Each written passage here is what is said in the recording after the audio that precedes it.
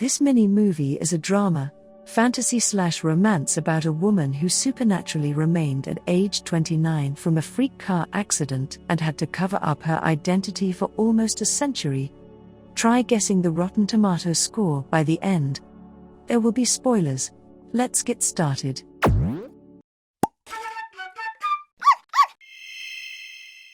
On New Year's Eve, a woman in a yellow cab arrives in a San Francisco apartment to pick up fake IDs and a passport from a forger who introduced himself as Tony.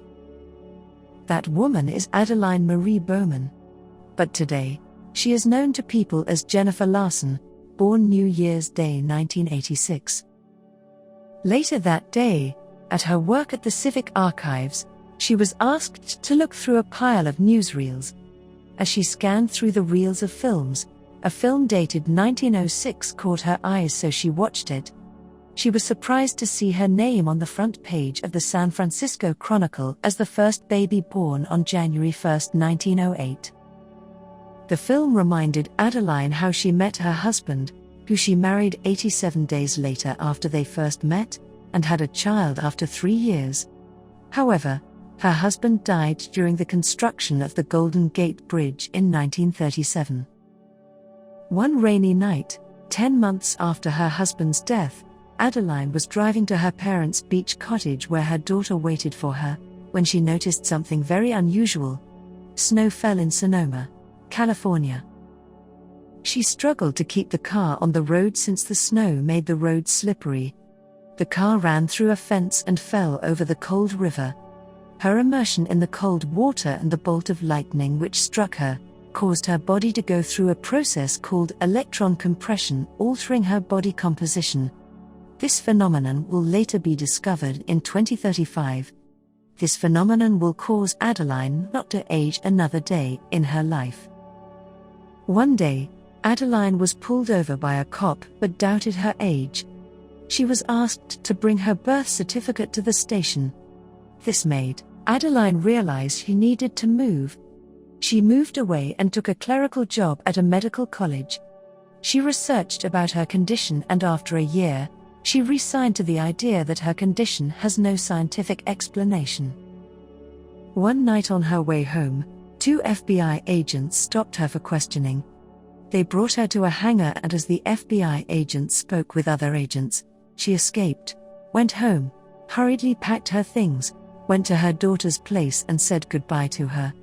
She instructed her daughter to tell people that she went to Europe and never came back, and that the next time they will see each other, she will be using a new identity. From then, Adaline kept moving and changing her identity, residence and appearance every decade to protect herself and her daughter. She vowed to never tell a soul about her life. In the present time, Adaline made a friend with a blind female pianist. Her friend invited her to join her in a New Year's Eve party in a grand hotel in Nob Hill. She entered the ballroom and saw her friend playing the piano. During her friend's break, while they were chatting, a gentleman who entered the room caught her attention.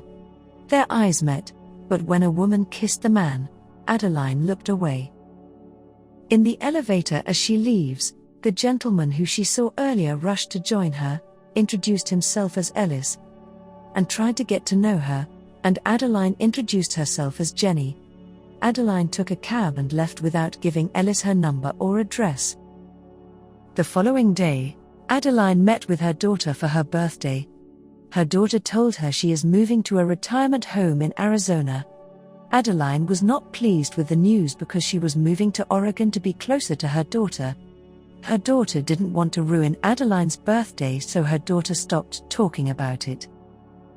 At her workplace, Adaline's colleagues shared the news about the generous book donation of Mr. Jones to the library, which he will deliver himself that day.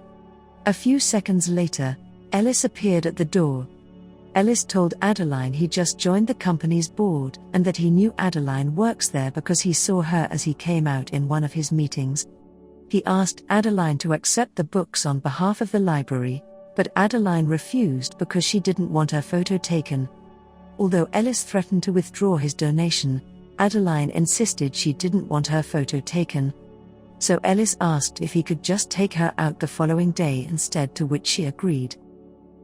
As she made arrangements with her bank for her travel, she saw the photo of the bank manager who arranged for her to invest in Xerox even before Xerox made a name.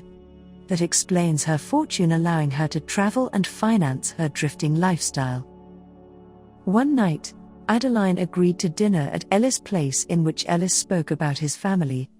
He mentioned his father is an astronomer who discovered an unusual comet he predicted to pass by the Earth in 1981 but has not. So it became a ritual in their family to look for it every year. Adaline ended up spending the night at Ellis' place, and as she traveled home the next morning, her cab passed by a familiar bench in a park. It reminded her of the time she was supposed to meet her boyfriend at that bench, but as she came in a cab that day, she saw her boyfriend toying with an engagement ring box as he waited for her. She didn't get off the cab and disappeared. When Adaline got home, she saw her dog unconscious. She brought her to the vet, and eventually her dog had to be put to sleep to ease her pain. Adaline was distraught and spent many days crying. One night as she walked near her home, Ellis appeared with flowers. Adaline was upset at Ellis and told him he should have waited for her to contact him. She told Ellis she had her reasons for not giving out her address and that she is moving, and then walked away. As Adaline helped her daughter pack for her move to Arizona, they got into a conversation about how Adaline wished she could stop running and stop lying to good people. She told her daughter she met someone but had to tell him to leave her alone. Her daughter asked her to go back to the guy and tell him she is sorry. Her daughter reminded her that nobody is running after her anymore since they all have died. So Adaline went to Ellis' place and asked to see him. She brought Ellis to an old covered drive-in theater, and underneath the stars, Ellis asked her if she could come with him to his parents' 40th wedding anniversary. When Ellis, Adaline and Ellis' sister arrived at their parents' home, they were excitedly greeted by Ellis' mother, when William, Ellis' father, came out and saw Adaline. He was stunned and called her Adaline, even before Ellis could say Jenny. Adaline was equally shocked and took a minute to recover her composure. Adaline made up a story that Adaline was her mother who died 6 years ago, but who lived in London in the 1960s, and then moved to Paris where she met Adaline's father. That night, William couldn't sleep and recalled how he first met Adaline outside London. Adaline's car broke down and William helped her. She introduced herself as Della. They formed a bond in the 5 weeks they were together, and Adaline moved to the US when William went back. Adaline encouraged William to pursue his interest in astronomy. The next morning, over coffee, William described his time with Adaline with intense emotions which made Ellis' mother jealous and left the table. William had to comfort his wife and say that their 40 years of marriage should prove his love for her. That night, in a game of trivia, Ellis' family was cracking jokes about how they will stop William's 47 winning streaks in the game. Ellis' sister mentioned they have a family joke about what will happen first, William losing the game or the arrival of Della. Adaline was surprised at the mention of Della, so she asked what it's about. Ellis reminded her about the comet which his father discovered. His father named the comet Della C 1981. Della was Adaline's nickname. That night, Ellis told Adaline he had fallen in love with her and couldn't bear losing her. The following morning, William noticed a scar on Adaline's left hand. He went to his storeroom and frantically looked for the photo of Adaline's wounded hand. He confronted Adaline about her scar and her identity. She told him what happened and admitted it is the reason why she disappeared. He begged Adaline not to disappear for Ellis' sake and to stay. Adaline refused and ran towards the house, packed her things and left a note for Ellis.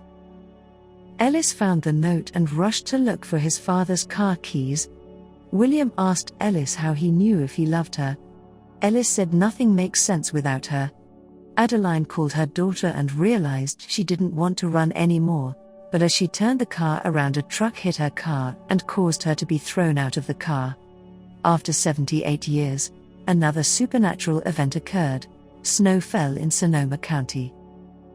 Ellis found the crashed car and came rushing to Jenny, but Jenny's heart stopped beating. When paramedics arrived, they applied defibrillator paddles on Adaline's chest, and the 750 volts of electricity jolted Adaline back to life. At the hospital, when Adaline gained consciousness, Ellis saw her and told her he knew Adaline left because he told her he loved her, which scared her. Adaline told him she loved him too and began to tell him her whole story by first admitting Jenny is not her real name. When Adaline's daughter arrived and introduced herself to Ellis as Adaline's grandmother, Adaline stopped her and said Ellis already knew. Adaline's daughter was so happy for Adaline and hugged Ellis. 1 year later, Ellis and Adaline prepared to go to a New Year's Eve. As Adaline made a last-minute check in the mirror, she notices a strand of grey hair and plucks it. She happily realizes her natural bodily process has been restored. And the Della comet William predicted finally arrived, as beautiful and bright as William described it, only half a century late. The Age of Adaline was released in 2015 and critics gave it a 55% tomato score, 67% by the audience, and Mini Moovies rates it 8 out of 10 doggy treats. If you enjoyed this mini movie, you can support the movie by watching The Age of Adaline or clicking the like button to help us grow.